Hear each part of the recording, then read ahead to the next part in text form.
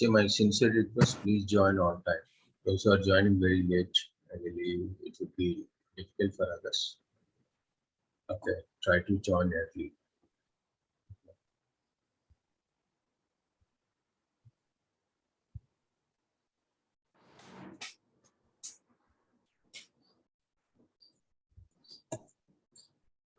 Okay.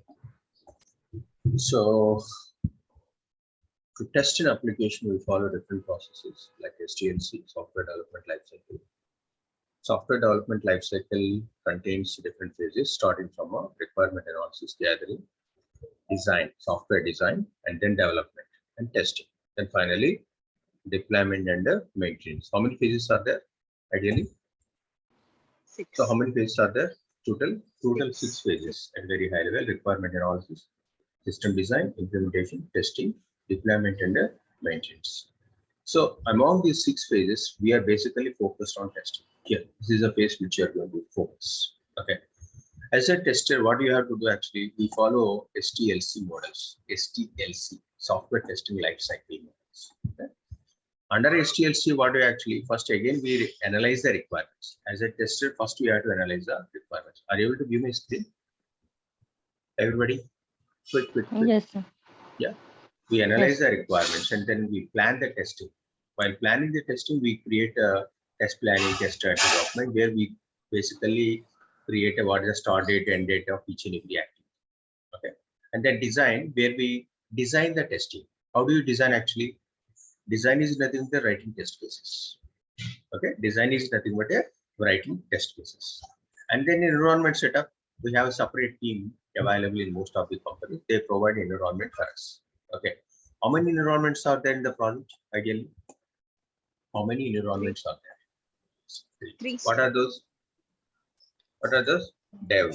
Like Starting with dev, Yes. and then QA, and then production. Okay. So from project to project, the number of environments also will vary. Okay. Sometimes dev is nothing but a development environment. Development means what actually? Developers who does the development of the project, they actually use this environment for their purpose. And then QA, this is actually testing environment. QA is nothing but testing environment. Production, we know already. Once the testing is over, we push the code to the production where we deploy the code, and we end users can able to access the application. Okay. So all these environments are set up, needs to be in place to carry out testing. Okay. Then what is the next phase? Next phase is the test execution. Test execution is nothing but execute our test cases. Finally, test closure. Okay. Test execution means we simply open the test cases and execute our test cases. And test closure means what actually? Test closure we never involve again. Only test managers involved in a test closure. Okay. So who are the test managers actually? Test managers and test leads actually senior most people. They prepare a test closure document. Test closure document contains how many test defects we have raised, how many are closed, how many are open, how many are still in progress, how many are in a major defects, how many are minor defects, how many are actually medium defects. Why we need to submit actually? See, sometimes we release a product even we have a minor defects. That is acceptable. Okay, client can accept that. If it is a minor defect, that is fine. It's okay. Please release the product. Okay. So ultimately, we have to get the sign off from the client. Okay. So all those details has to be mentioned in the test closure document. So how do you prepare the test closure documents? Okay. Test closure documents are prepared based on the test metrics. Okay. What is the test metrics? What is the test metrics? What is the use of this test metrics? See, as a tester, these are the activities we follow. First, we have to understand the requirements, identify the required test scenarios, design the test cases, execute test cases to validate the application, and log test results, defect reporting and tracking, retest defects. Please go through this once. Report test lead about the status of the assigned task and participated in regular team meetings and creating automation scripts, and provides recommendations on whether or not the application system is ready for a production. Okay, so these are the various activities of a tester. Please go through one after another. First, we try to understand the requirements and then identify the required test scenarios. design the test cases, execute the test cases, log the test results, defect reporting and tracking, retest the fixed defects of previous build, perform various type of testing designed by the test lead, functionality, usability, and so on, and report the test lead about the status of the design task and the participate in the regular team meetings, and the creation of a automation script for the regression testing. Provides the recommendations on whether or not the application is ready for a production or not. Okay, these are the various activities of a tester. Okay, then coming to the next one, test metrics. Who prepared test metrics basically? Test metrics is prepared by the test lead. Okay, not by us actually. Why it is so important? Why it is so important? Test metrics are so important. Why?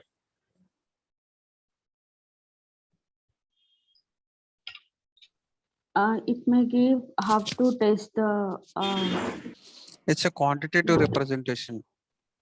Ah, super. Quantitative representation. Okay. What it means? Quantitative representation means what? See, whenever you go, Without test metrics, we can't decide how quality the product is. very good. Okay. To plan it.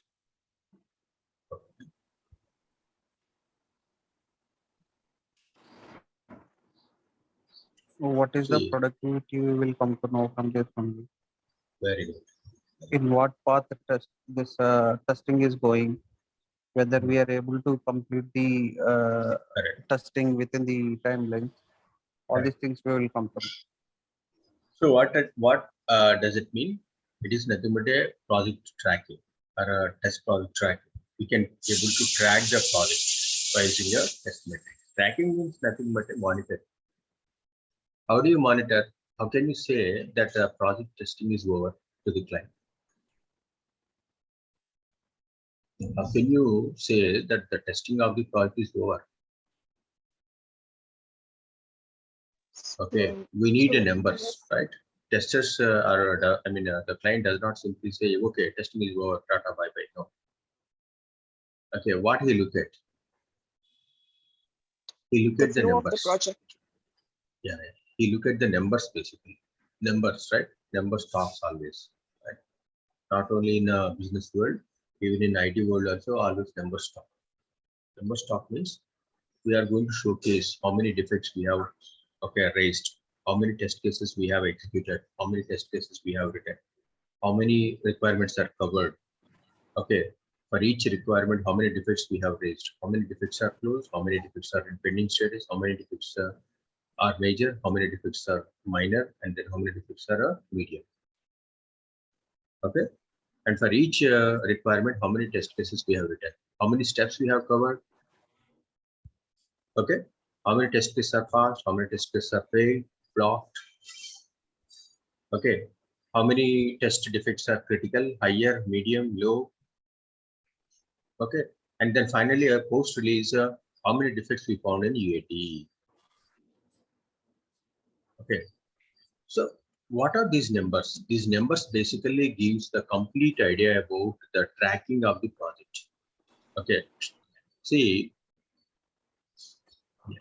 okay, how do you know that the project has been completed? First, we'll gather how many requirements are there, right? See, once you start the project, first of all, you should be in a position to understand the project by analyzing the requirements. How do you analyze? Anyway, we get the documents from the client saying that this is SRS, RFRS, what are the documents. Then we get all the documents from the client. After getting all the requirements from the client, what we do, we just check how many number of test cases we can write per requirement. Login is there. Okay, but to cover a login, we have created 10 test cases. 10 test cases. Okay. So on an average, if you create a test case per requirement, so we have around 200 test requirements are there. 200 into 10, how many test cases? 210. 2000 test cases supposed to write. If you don't write 2000, automatically client have some brief idea about how many test cases we can derive. He will question. So for simple test requirement, we have written 10 test cases, but on an average, if you calculate, it will come around more than 2000. But still, you have written only the test cases less than 2000. Why? You have to give proper justification. Okay. So this means actually these numbers which we are going to generate during the test metrics phase gives a brief idea or overview about the project to the client. Not only to the client, all the stakeholders in the project have a brief idea about the project. Okay. Then coming to the total number of test cases executed. What it means? We have created 2000 test cases, and how many test cases many have been test cases executed are- so far? By dividing that, we come to know how many test cases have been executed. How many test cases prepared? How many test cases are executed? Number of test cases passed. How many test cases are there? How many test cases are which we have completed and passed? How many test cases are failed? How many test cases are flopped? Okay. Number of test cases unexecuted. That means we have taken some 2000 test cases. How many test cases are unexecuted? And you can also come to know percentage. Okay. So how many defects are identified by executing 2000 test cases? Okay. So then we can also count how many defects are critical, high, medium, low. Okay, customer defects and the number of defects found in a VAT. So these are called as a test metrics. Test metrics represent the numbers. Okay, as somebody said, it's actually quantitative representation of the project progress. Okay. So among these metrics, one of the very important metrics called requirement traceability metrics. What is the requirement traceability metrics? RTM. Tell me, what is RTM? Requirement traceability metrics. What is requirement traceability metrics? Who can answer? The mapping between requirement and the scenario and test case. Super. Yes. Okay. How many So, test cases are written for each requirement? We can. good. Good. Okay. See, we basically handy with the requirements because requirements are provided by the clients. Requirements mean what actually? Requirements, what is the application?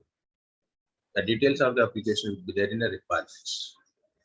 So based on the requirements as a tester, we create a test scenario. Test scenario is nothing but a example, login, log out, okay, account summary, and so on. Okay. So test scenarios again divided into test cases. Okay, got it? So again, test cases are again divided into what again? Test steps. Okay. Again, there is another aspect.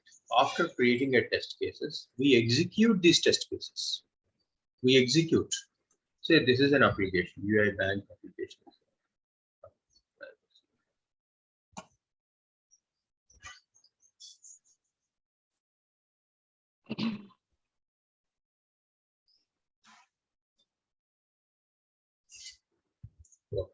This is a sample application where we have a login functionality. I want to test it. How to test it? How to test it? I want to test this front end. How to test it? So first of all, you should know what is what in the application. Can you test without having any knowledge? You are completely new to the application. Can you test without having any knowledge about the application requirements? Okay. So that is where actually requirements give the complete knowledge about the application. Complete knowledge. Yes. Let's of the application. Correct. See, after going through the requirements, we come to know what is the front end, how the username behaves, what is the password values it accepts, and if you click sign on, what happens. So we should have a complete knowledge about the application. Now we have, after studying the requirements, we have. Then we start writing the test cases, right? After writing the test cases, what do? We basically created test cases and the test steps. After executing the test cases, we basically raise the defects. Okay, this is called as actually forward traceability matrix. Forward traceability matrix, FTM. Forward means by using this, we come to know, have you covered all the requirements given by the client during the testing phase or not? One. Second thing, if you covered, how many defects you have raised? Second. Third thing, have you, how many test cases we have written to cover a particular requirement? I want to track a particular requirement. That is possible with the requirement traceability matrix. How many steps you have written? Even that we can track it.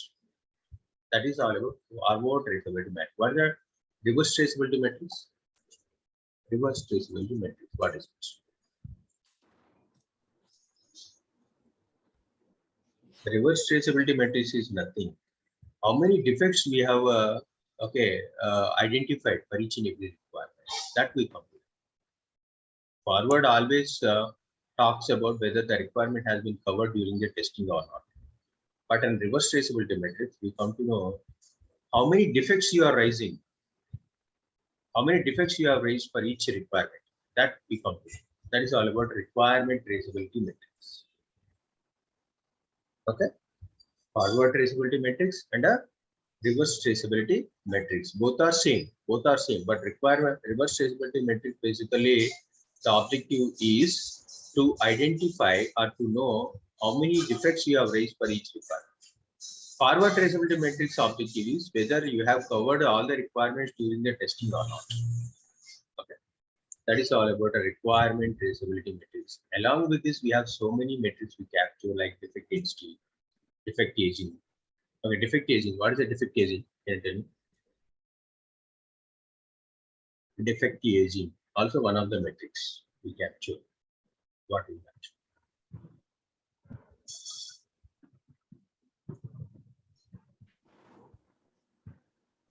Defect aging. Nothing. Defect aging is nothing but a. First, you write the test cases. Today, I will explain how to write the test case also, because we have to write the test cases tomorrow. Tomorrow, we have to write the test case and you have to submit to. Okay. The defect aging is nothing but a. Okay, how much time taken by the development team and testing team to fix the defect and close the defect? Fix and closing. See, today's date is 14th. Okay, 14/04. You raise a defect today. So ideally, they said within one cycle means within 15 days. You have to close it. Okay. So if you don't close, what happened? That means the aging of the particular defect is actually 1 month. Right? For example, you have raised a defect 1 here, defect 1. We raised it, and the second cycle we got on 30th or 30th April. We got another release, another bill. At that time, they mentioned it is closed, but they could not close it somehow. They could not close it because of deliverables. Then the same defect is there. Okay, so that means the defect age is actually 1 month by that. Okay, so by using defect aging, we come to know how much time the development team is taking to fix each and every defect. If the defect, the number of defects aging more than 1 month, automatically your project moves into the red. Red in the sense actually there is a slippage in effort. Time slippage or effort and schedule slippage we call it actually, but we never do all these things. Only managers will do. Okay, don't worry if you don't know all these metrics, but in interviews they may ask RTM. Probably if they ask what is the reverse traceability matrix and what is the requirement traceability matrix, what is actually forward traceability matrix. Okay, reverse, forward, and a requirement traceability matrix. Okay, and then coming to defect aging, they come to know by using this matrix, we come to know that how many defects are aged more than 1 month. If the number of defects per se, 50 defects are aging more than 1 month, automatically there is an escalation mail goes to the client saying that these many defects are not at closed, their age is more than 1 month. So automatically the developers have to put extra effort to close those defects. Okay, defect aging gives representation of how many defects are not yet closed. Okay, not yet closed, or the age of the defect is more than 1 month or 2 months or 3 months. So that basically gives the information about the track or the status of the defect closure. Defect closure. Okay. Now, I just want to explain. So this is all about metrics. Along with that, we capture other different metrics like defect density. What is defect density? Defect density means what?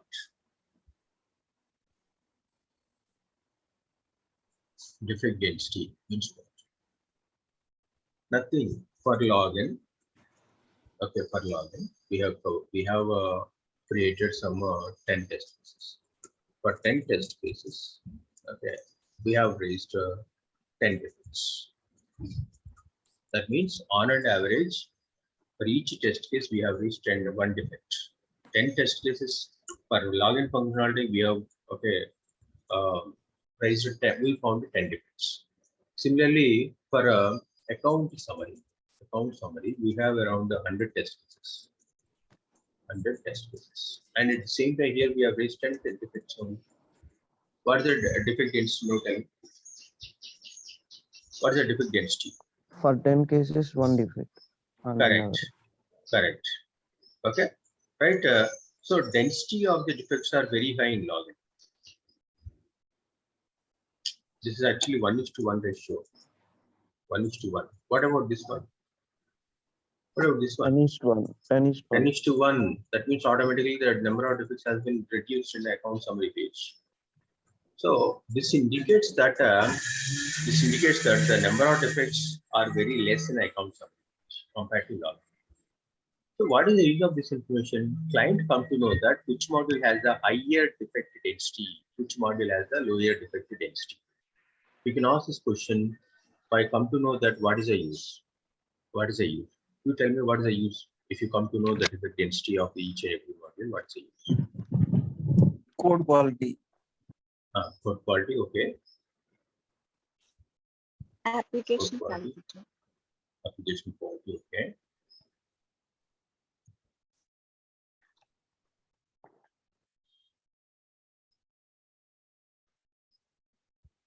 Application quality, okay. What else?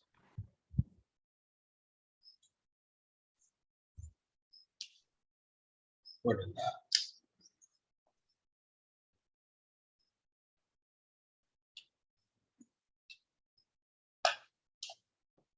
Yeah. Okay. See, when you are in a position where we have very less time to cover the entire application functionality, is it possible? First of all, test assume we have the 500 test cases. We have 5 testers. Okay, we have only 1 day time. Now tell me, how many test cases we can execute per day on an average? 100. Yeah, 100. I mean, I don't tell a ideal. It's based on the complexity of the test case. Super answer. Okay, based on the complexity. What is the complexity? I'll give some simple scenario. If the test case contains, okay, I will show you one simple test case.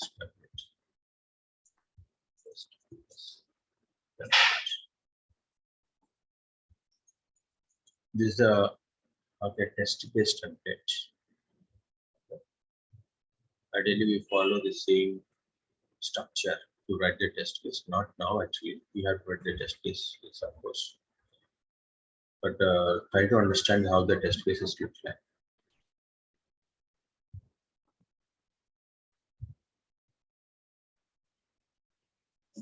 Okay, this is the test case.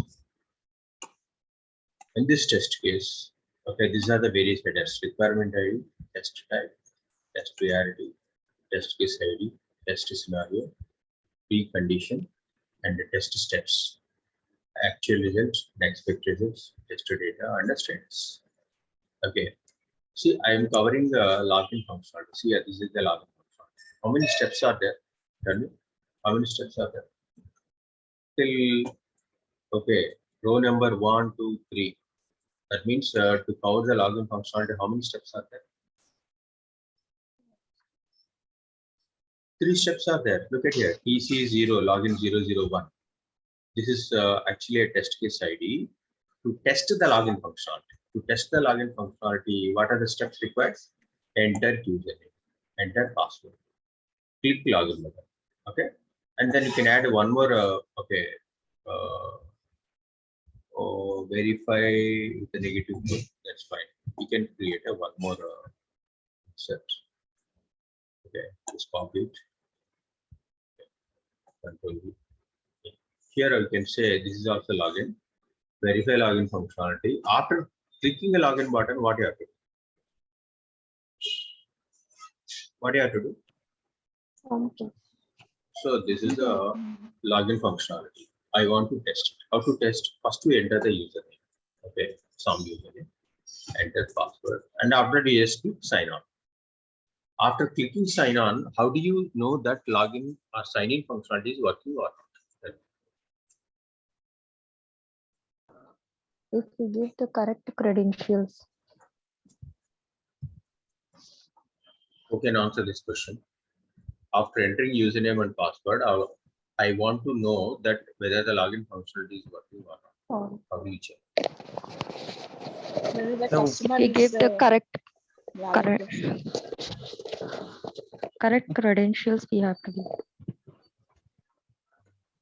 As a whether tester, it is how do you? whether it is navigated to the what is that? Home page. Super answer. Okay, whether you are Customer homepage. yes, customer home page or a welcome page. Okay, it's just a welcome page. So now tell me, how do you validate login function? How do you validate? How do you validate? The first and foremost step is enter username. First, and before entering username, what is the first step? First, we have to register an account. Navigate to the URL. Super. First, navigate it to this URL and verify that. Verify that. What do you have to verify? So actually, this is a very high-level test case. We might have written additional test steps also. Just going to insert one more. Okay, just copy it. Control C. Okay, Control V. Now tell me what is this step? Oh, password enter.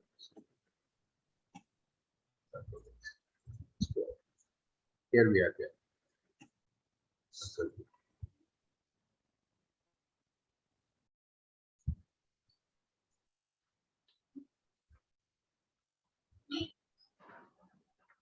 Okay.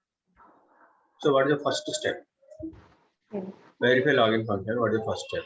Okay. Open URL. Navigate. Yes. Open browser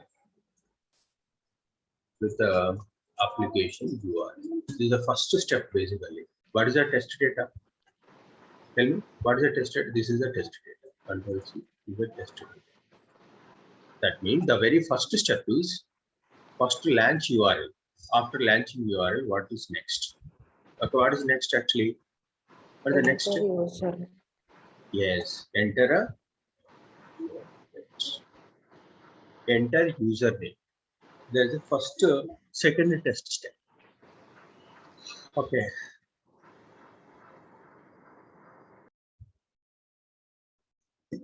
Just a wait. System is slow.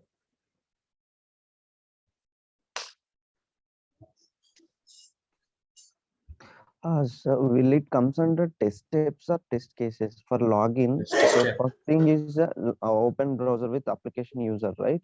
So this is a test step or Test test step case. it is. Test Okay. step. Okay. Yeah. What is test step? test step is one of the what you call test step. The literal meaning also test step only. Test step means one of the part in the test case. One of the part, one of the line. Yeah, got it. Yeah. Open browser. Okay. What is expected? Login page should be displayed. That's it. This is expected. What is actual? Yes, of course, we are able to open. See here, login page as well. What next actually? Enter username. Enter username. To enter username, what is required? What is required? We need a test data again. This is a test data. So whatever the data you are entering into the application, we have to fill over here. Test data. Okay. Then next, what is the password? Enter password. Next step is password. Enter password. Okay. Third step is that. Fourth step is fourth step. Click Username is over, password is over. Next, fourth step. Click the login button. Okay, click login button. After that, what I have to do actually verify login functionality. How do you verify? See here, application should display welcome page. Okay, application should display welcome page with the account summary details. Account summary details. Okay, so this is all about test steps and the test cases. So how many headers are there here? So many headers are there. I will explain one after another. Okay. First one is module name. Module name is nothing but in your application, so many sub components are there. That component name you have to fill it. Ideally, your manager will tell. Or in your documentation, they mention what's the module we are dealing with. Okay. In your user stories or requirement document, we come to know what's the module. You don't worry about the module. Next, requirement ID. Who will give? Again, requirement ID also is available in your user stories or requirement document. You have to take from there. Then coming to test type. Test type means currently most of the times we carry functional testing. Hence, you have to fill the functional testing under a test type. And then coming to the priority. Don't fill any priority at the time of writing the test case. Okay, at the time of writing the test case, you never fill. So that's why it is empty. And the test case ID. And then the test case ID start with 001. And from project to project, this ID convention also will differ. Okay. What is the use of test case ID? Tell me. See, in your project, you might write thousands of test cases sometimes. So how do you identify a particular test case? How do you identify? To identify a test case, we have to have one test case. That this is for identification of test case. And then test scenario, basically, I told you already, test scenario basically contains the high level overview of the test case. Okay, what we are going to test? What we are going to test it? We are verifying login functionality. That's all. This column does not change once you write first time. Okay. Then what is precondition? What is precondition? Precondition means what? Precondition means before going to execute this step, a particular step. Okay, what is required? See, to execute, to enter a user, launch a browser, what is required? Tell me, what is required? Chrome browser. Chrome browser should be installed. Should be installed. Installed and working. And working. So that is actually precondition. Precondition means first of all, browser should be in place. Then what's the next step? Precondition, that is a precondition. Precondition means always what should be there in place before going to carry the particular test step. Then test step, you describe the test step, enter username, enter password, and so on. Actual results. This column filled by the tester post execution. Means after executing the test case only, we have to fill this column. Actual result, and then expected result and test data. Okay, test data. I guess following, and then status is yes or no after filling the details. I'll share this template to everybody today. Okay, please analyze this template at least. Okay, can you do this, everybody? Yeah. Yes, sir. Yes, sir. So this is actually how we have to write the test cases and what are the various options available in the test case template. How do you fill the test details? I mean, test steps especially. Okay, what we are discussing currently. So we have 500 test case, 5 test cases, 1 day is there. Then how we are going to test it? See, the complexity of the test case decided by the number of steps. Here the login functionality is there. How many steps are there? Tell me. How many steps are there? 1, 2, 3, 4. Okay, 4, 5. Only 5 steps are there. So the test case contains greater than or equals to 5. I can say it is a simple test case. Okay. Or if the number of test steps are greater than or equals to 10 steps, I can say medium. Medium. It's purely depending on the project. Or if the test steps number of steps greater than or equals to 25, I can say it's a complex. Okay, if you have complex test cases, okay, to execute each and every test case, you may require 30 minutes. 30 minutes of time. Medium, we require some 10 minutes. We require 5 minutes of time. Okay. Now tell me, how many test cases you can execute? On an average, we have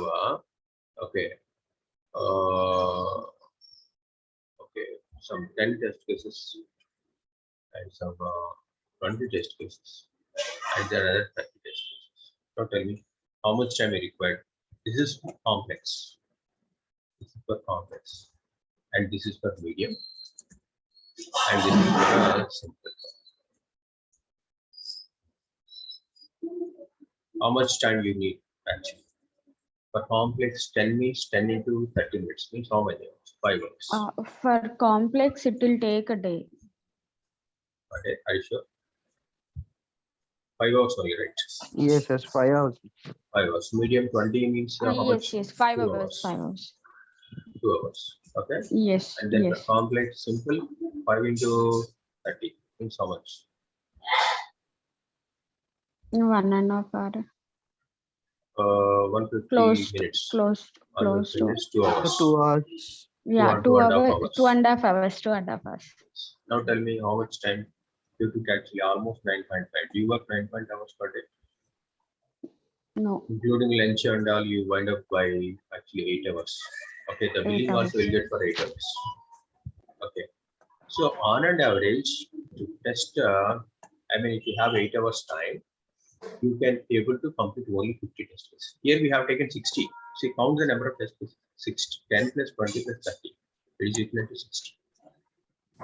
Okay, but on an average, you can cover only 50 test cases, right? Yes or no? So these are actually ballpark figures. That means I am just assuming. But if in reality, for complex test case, you may end up spending more than 1 hour also. Yes. Okay. We are presuming that we can complete it, but in reality, you may take more than 1 hour, 1.5 hours. So now tell me, can you complete the entire test cases, 500 test cases in 1 day? Not possible. no. Possible. Then what is the approach? Approach is we take the defect density matrix. We come to know that which application has the maximum number of defects, right? By defect density, we come to know, right, which model has the maximum number of defects. Yes or no? Yes. Yes. So by Yes. this defect density matrix, we prioritize the number of, the modules which we need to focus first and which we need to focus later. Okay. So just assume login has a maximum density of 10 defects, 1:1. Then we first test login function. Then last we'll go to the account server. Right? So that is how actually we use this matrices for testing purposes. Okay. So we stop here for today. So to next class, we'll discuss about how to write test cases. That is very, very important. We'll see how to write the test cases. Let me know if you have any questions to today's session. Clear, sir. Thank you. So yesterday's session you did not send the recordings. I told you already there is a file is corrupted and I mean, I just could not download it. That's why we are discussing the same thing today. I will say. I think you joined late, Fatima. Please try to Yes, join sir. everybody on time. Is it Okay. a Python full stack development or Selenium with Java? I mean, I want to know that. See, this is just a banner, Manishankar. Please ignore it. Sir. Yeah, instead Okay, people okay, have no added. worries. Yeah, fine. Thank you. Thank you. Thank you all. Then we'll catch up again.